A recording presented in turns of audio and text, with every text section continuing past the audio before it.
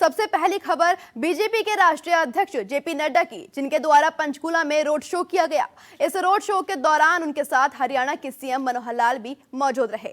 साथ ही पार्टी अध्यक्ष नायब सैनी और पार्टी प्रभारी विप्लव देव भी उनके साथ दिखे। बता दें कि नड्डा 3 दिन में दूसरी बार हरियाणा दौरे पर हैं। पार्टी की ओर से उनके दौरे को लेकर भव्य तैयारियां की गई हैं। हालांकि दोपहर बाद बुलाई गई कोर कमेटी की मीटिंग में बीजेपी राष्ट्रीय अध्यक्ष नड्डा शामिल नहीं हुए। दरअसल लोकसभा चुनावों पर मंथन को लेकर यह मीटिंग बुलाई गई थी। कोर कमेटी मीटिंग में लोकसभा चुनावों को लेकर मंथन के बाद बीजेपी हरियाणा में पूरी तरह चुनावी मोड पर आ जाएगी। अभी राज्य की सभी 10 लोकसभा सीटें बीजेपी के पास हैं। हरियाणा में बीजेपी लोकसभा के साथ ही विधानसभा चुनाव में भी 10 सालों से बेहतर प्रदर्शन कर रही है। यही वजह है कि हरियाणा में भी तीसरी बार सरकार बनाने के लिए भी दबाव बढ़ता जा रहा है।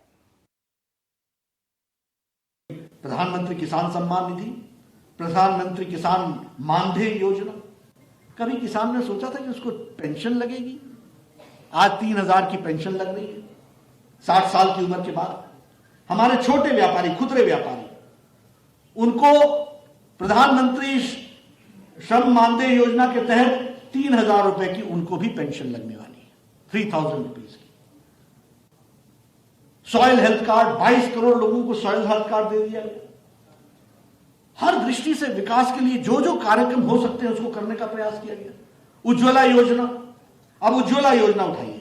ये गैस का कनेक्शन ही देना नहीं है इसमें, ये गैस का कनेक्शन ही सिर्फ नहीं है। आप इसको आप ऐसा मत समझिए कि ये गैस का कनेक्शन दे दिया। मैं गांव का रहने वाला हूं, मैंने गांव में देखा है हमारी बहनें 5 बजे सुबह उठकर गांव के जंगल में जाकर पेड़ पर चढ़कर लकड़ी काटती, 6-7 बजे लेकर के लकड़ियों का जब बड़ा बड़ा गट्ठर उन पहाड़ी रास्तों में चल करके घर आती थी। अगर गीली होती थी तो सूखने डालती थी, अगर सूखी होती थी तो चूल्हा जलाती थी। और एक दिन में एक महिला लकड़ी के चूल्हे के साथ कम से कम 200 सिगरेट का धुआं वो अपने फेफड़ों में ले लेती थी।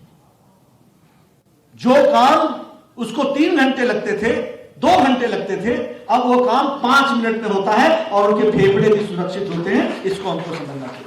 इसलिए और देखिएगा, मैं हेल्थ मिनिस्टर रहा हूं, मैंने कहा है इसकी एनालिसिस कराओ। महिलाओं में फेफड़े की बीमारी में गिरावट आएगी, निश्चित रूप से आएगी, गांव की महिलाओं में आएगी। इस बात को आप